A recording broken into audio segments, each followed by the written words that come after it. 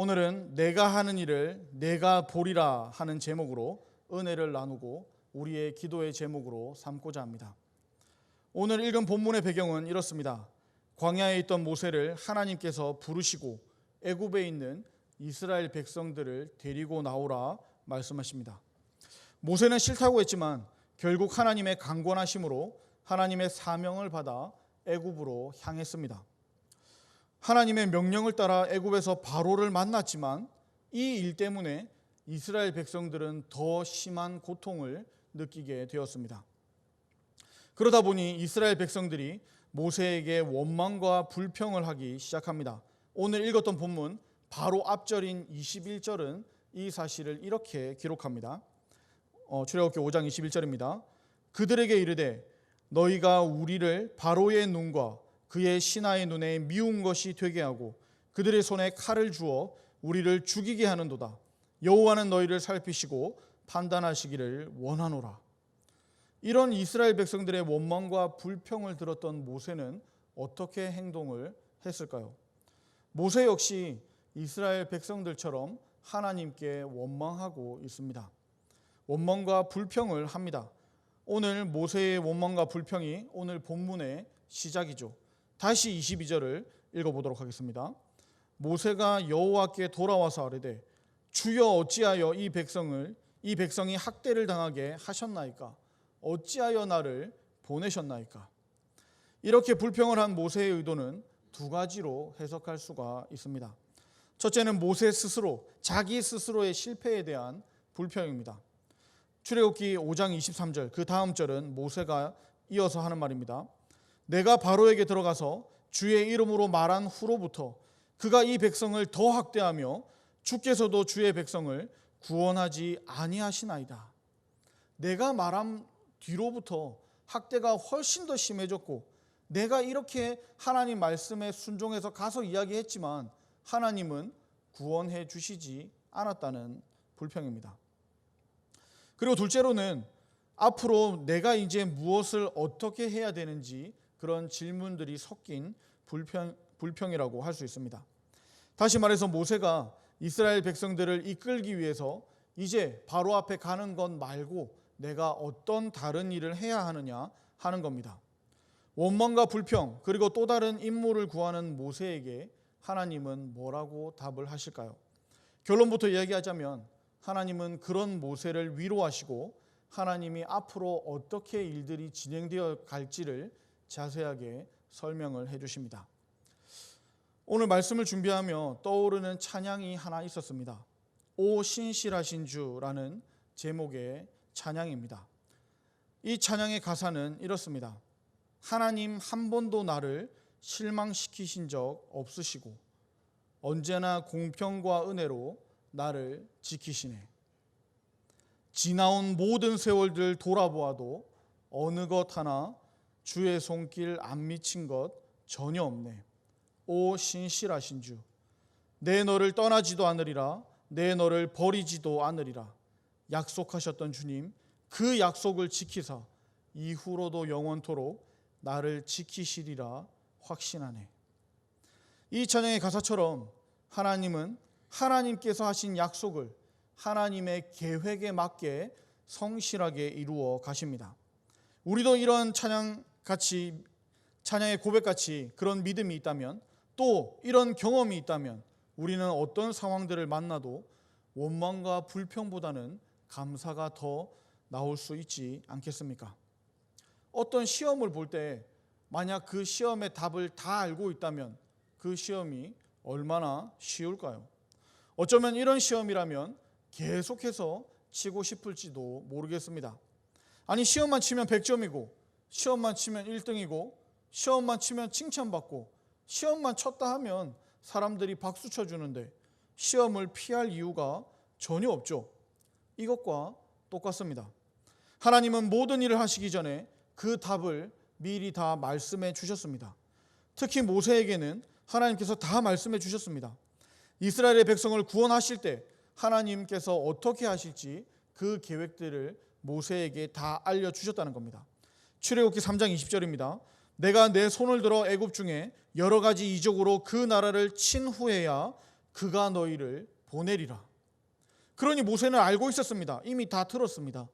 내가 하나님의 말씀에 순종하여 바로를 만나도 바로가 바로 보내주지 않을 것을 당연히 알고 있었습니다. 애굽왕을 바로라고 부르지만 바로가 바로 안 보내준다고 하나님께서 계속 말씀하셨지 않습니까? 그런데 모세는 바로와의 첫 대면에서 바로의 완악함을 보고 낙심합니다. 또 이스라엘 백성들로부터 원망과 불평을 들으니 더 실망이 되었습니다. 그렇게 실망에 실망을 더한 모세는 하나님의 계획을 또 하나님의 말씀을 다 잊어버립니다.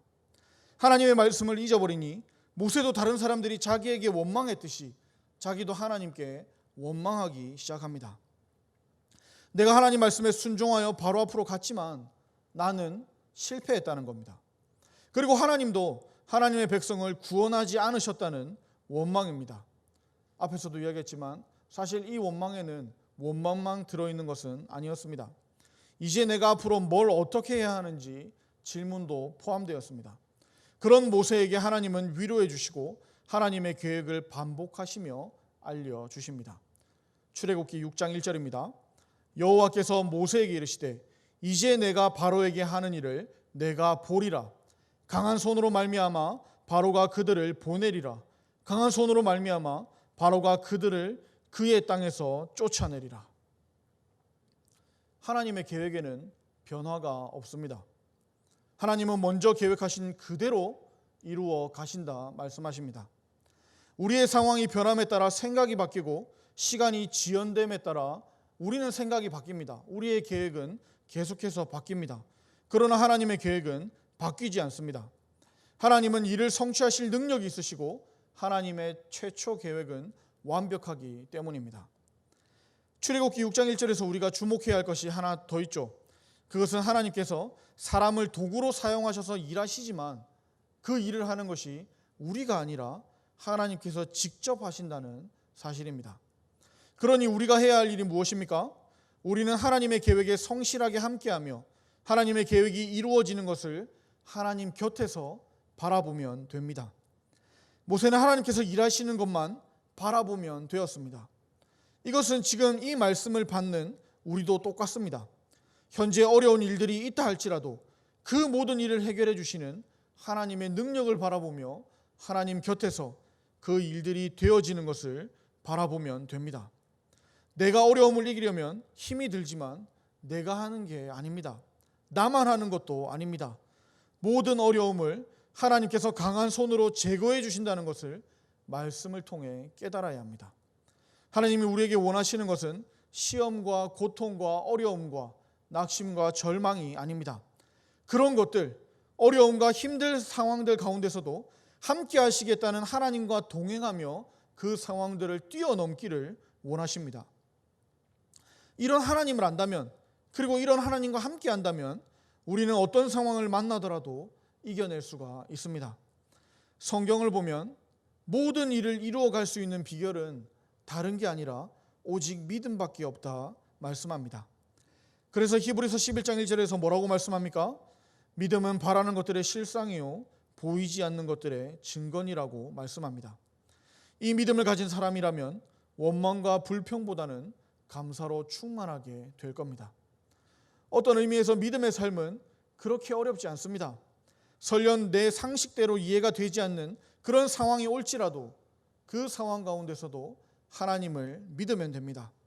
믿음이 있을 때 병 고침도 받았고 믿음이 있을 때 모든 문제를 해결되는 것을 성경의 여러 군데에서 증거합니다. 그래서 예수님도 마태복음에서 한 번, 마가복음에서 두 번, 누가복음에서 네 번이나 내 믿음이 너를 구원하였다고 말씀하셨습니다. 믿음은 하나님을 전적으로 신뢰하는 겁니다. 우리의 믿음의 대상은 그냥 어떤 사람 혹은 힘이 많은 사람 혹은 무언가를 많이 가진 사람이 아니라 모든 만물의 창조주이시고 주관자이신 하나님이십니다. 하나님은 우리의 믿음을 보시지만 우리의 믿음이 크고 적은 것에 따라 그런 것들이 바뀌시는 분도 아닙니다. 우리의 믿음이 될 때까지 참으시며 기다려 주시는 분이십니다. 우리는 늘 급합니다. 더 정확히는 우리만 늘 급합니다. 시간 안에 또는 시간 속에 살고 있는 존재라서 그렇습니다. 그러나 하나님은 시간 위에 계시는 분이시기 때문에 결과가 늦어지는 것에 대해 아무런 영향이 없는 분이십니다. 이것을 이해하지 못한다면 하나님이 답답해 보일 때가 있을 겁니다. 그러나 반대로 하나님 입장에서 보면 시간이 늦어지는 게 답답한 게 아니라 믿음이 없는 것이 더 답답한 겁니다. 하나님께서 말씀하셨으면 그냥 그대로 믿으면 됩니다. 이어지는 2절에서 하나님은 자신의 이름을 말씀하십니다. 하나님이 모세에게 말씀하여 이르시되 나는 여호와이니라. 나는 여호와이니라라고 말씀하십니다. 여호와라는 이름의 의미에 대해서 출애굽기 3장 14절에서 뭐라고 말씀하셨었습니까? 스스로 있는 자라고 하셨었습니다. 스스로 존재하신 하나님께서 강한 손으로 하시는 일을 모세가 보게 될 것이라 말씀하십니다. 하나님은 약속하신 것을 실행하시는 하나님이십니다. 그리고 하나님은 시작하신 일을 완성하시는 하나님이십니다. 그래서 오늘 본문은 하나님께서 모세와 이스라엘 백성 모두가 이 일의 영광스러운 결과에 희망을 가지도록 격려하기 위해 모세에게 더욱 자세하게 말씀해 주십니다. 첫 번째는 하나님은 언약을 이루고자 하신다는 겁니다.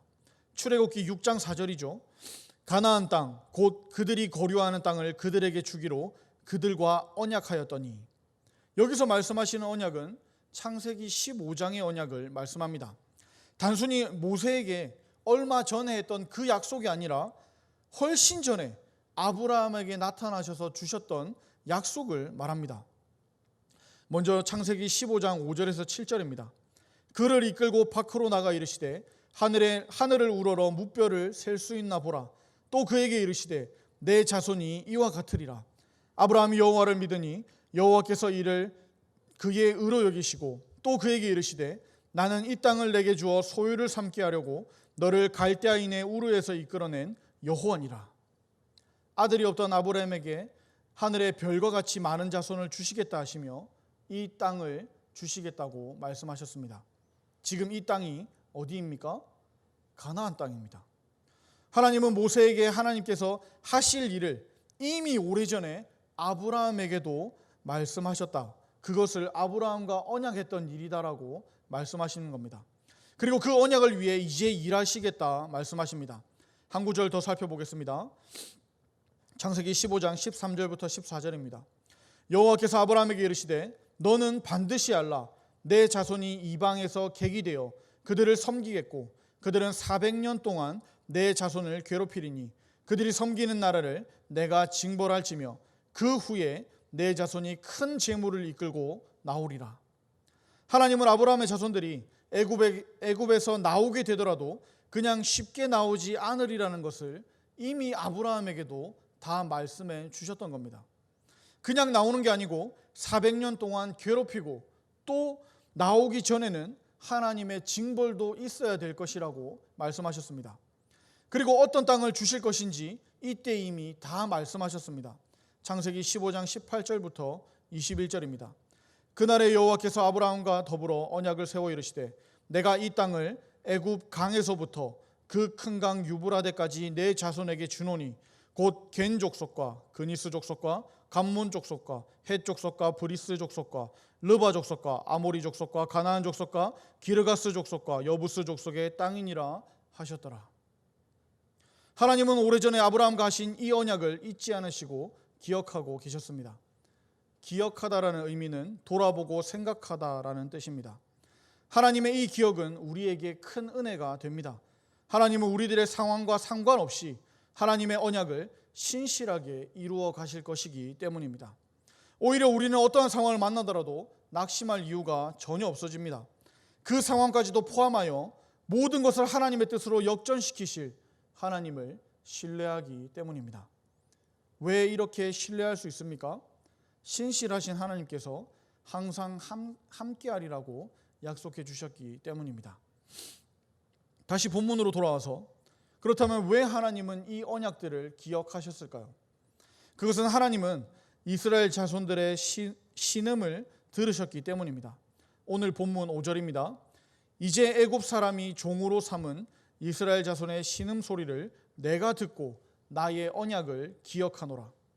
하나님께서 기억하신 이유가 무엇이었습니까? 이스라엘 자손의 신음소리를 들으셨기 때문입니다. 이것은 모세를 처음 부를 때부터 계속해서 반복적으로 나오는 말씀입니다. 하나님은 듣고 계신다는 겁니다. 우리의 고통과 어려움을 다 알고 계신다는 겁니다.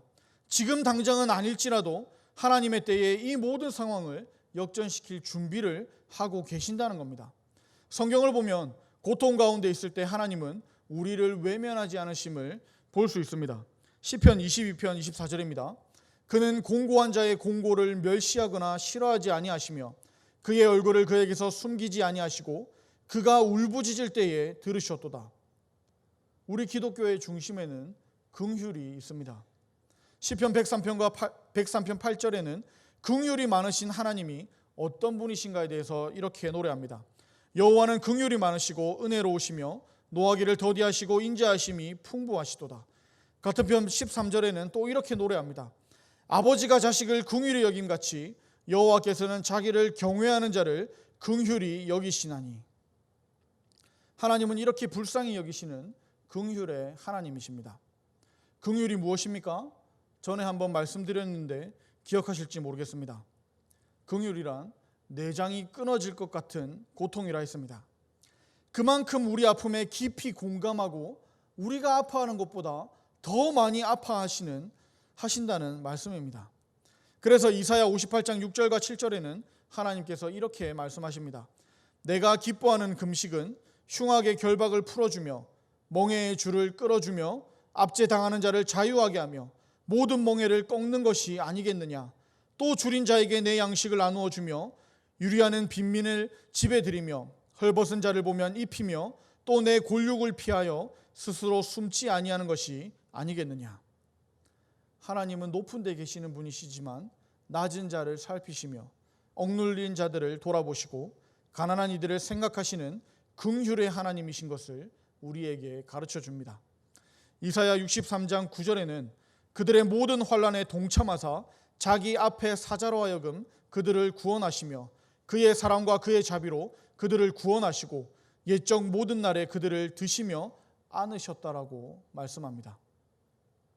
이렇게 하나님은 우리의 모든 환난에 동참하시는 긍휼의 하나님이십니다. 하나님의 우리에 대한 크신 긍휼은 죄악 가운데서 고통을 당하는 우리를 위해서 독생자이신 예수님까지 이 세상에 보내게 하신 겁니다. 그리하여 이 세상에 오신 예수님의 전 생활은 오직 긍휼의 생활이었습니다. 예수님은 인간의 슬픔, 인간의 고통, 인간의 죄로 인한 모든 고난에 동참하셨습니다. 나사로가 병들어 죽었을 때 예수님은 모든 가족과 여러 친구들 가운데 같이 우셨습니다. 갈람산에서 예루살렘을 내려다보시면서 장차올 그들의 운명을 생각하시며 눈물을 흘리시고 크게 탄식하셨습니다. 이 눈물은 긍휼의 눈물입니다. 병자들을 긍휼하여서 그들의 병을 고쳐주셨고 줄인 자들을 동정하여서 먹을 것을 주셨고 세리와 죄인들을 동정하여 그들과 생활을 같이 하시며 그들의 영혼들을 구원하신 예수님입니다. 그리고 마지막에는 만인의 죄를 대신 짊어지시고 십자가의 고난을 받으시고 죽으셨다가 3일 만에 부활하셔서 구원의 은혜를 베풀어 주신 예수님입니다. 이렇게 예수님의 일생은 긍휼의 생활이었습니다. 우리 인생의 아픔들을 보시며 내장이 끊어지는 것과 같은 고통, 즉 긍휼로 우리에게 다가오셨습니다. 이런 예수님의 긍휼을 보면 아버지이신 하나님의 긍휼도 충분히 이해할 수 있습니다. 하나님은 하나님의 긍휼로 이스라엘의 신음소리를 들으시고 내장이 끊어지는 것 같은 아픔을 느끼며 그 언약을 기억하셨습니다. 이어지는 6절과 8절은 구체적으로 하나님이 어떻게 일하실지를 말씀합니다. 그러므로 이스라엘 자손에게 말하기를 나는 여호와라. 내가 애굽 사람의 무거운 짐 밑에서 너희를 빼내며 그들의 노역에서 너희를 건지며 편팔과 여러 큰 심판들로서 너희를 속량하여 너희를 내 백성으로 삼고 나는 너희의 하나님이 되리니 나는 애굽 사람의 무거운 짐 밑에서 너희를 빼낸 너희의 하나님 여호와인 줄 너희가 알지라. 내가 아브라함과 이삭과 야곱에게 주기로 맹세한 땅으로 너희를 인도하고 그 땅을 너희에게 주어 기업을 삼게 하리라. 나는 여호와라 하셨다 하라. 아멘. 우리는 성경을 통해서 이 출애굽 사건이 얼마나 큰 사건인지 압니다. 얼마나 중요한 사건인지 잘 압니다. 그러나 이 출애굽 사건 이전에 이렇게 큰 어려운 일들이 있었습니다. 그러나 괜찮습니다. 하나님은 일하실 것이고 하나님은 승리하실 것이기 때문입니다. 말씀을 정리하겠습니다. 모세는 하나님의 말씀에 순종하여 애굽 왕 바로 앞에 나아갔습니다. 그러나 그 결과는 처참했습니다. 이스라엘 백성들이 왕의 눈밖에 나게 되었고 학대는 더욱 심해졌습니다. 모세는 자신의 실패에 좌절했고 이스라엘 백성들의 분노에 깊이 더욱더 좌절했습니다. 그러나 모세는 자신의 좌절 앞에 그대로 무릎을 꿇은 것은 아니었습니다. 하나님 앞에 무릎을 꿇었고 기도했습니다. 원망의 기도였지만 어쨌든 하나님을 찾았습니다. 그런 모세에게 하나님은 말씀하셨습니다. 내가 하는 일을 네가 보리라. 하나님 말씀 그대로 우리는 하나님이 하시는 일을 보게 될 겁니다. 하나님은 우리를 한 번도 실망시키신 적이 없습니다. 그러므로 우리는 어떠한 상황 가운데 있다 할지라도 하나님을 신뢰함으로 하나님과 동행해야 합니다. 끝까지 동행하며 하나님이 하시는 일을 보는 저와 여러분들이 되기를 축복합니다.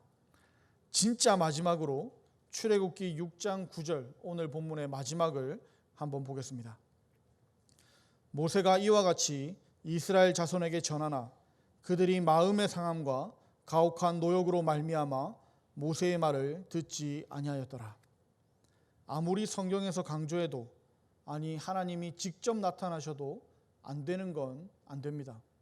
사람이 그렇게 악합니다. 아니 악하다기보다 그렇게 약합니다. 너무 연약합니다. 하나님의 말씀보다 현재 나의 마음 상함, 나의 가혹한 노역, 나의 상황, 나의 환경이 더 크게 보이고 더 크게 느껴지고 더 크게 다가오기 때문입니다. 그런 상황이 있을지라도 우리는 하나님 곁에 있어야 합니다. 하나님과 끝까지 동행해야 합니다. 모세의 말을 듣지 않았다는 이 성경의 증언은 마치 바로가 그 이야기를 듣고도 바로 백성을 보내지 않은 상황과 똑같습니다. 그렇다면 또 무엇이 똑같을까요? 결국 바로가 하나님께 항복하고 이스라엘 백성들을 보냈듯이 이스라엘 백성들도 결국 모세가 하나님의 보내심을 받았다는 사실을 인정하게 될 겁니다. 그리고 모세의 말을 앞으로는 하나님의 말처럼 듣게 될 겁니다. 우리에게 어려운 상황은 여전히 있습니다. 전염병은 그런 것들 중에 하나일 뿐입니다. 개인마다 가지고 있는 어려움도 있습니다. 그러나 우리는 그런 것들에 의해 좌절하지 않습니다. 좌절할 필요가 전혀 없습니다. 하나님은 일하실 것이고 우리는 하나님이 일하시고 승리하실 것을 볼 것이기 때문입니다. 이 시간 기도하실 때 신실하신 하나님을 더욱 붙잡는 저와 여러분들이 되기를 바랍니다.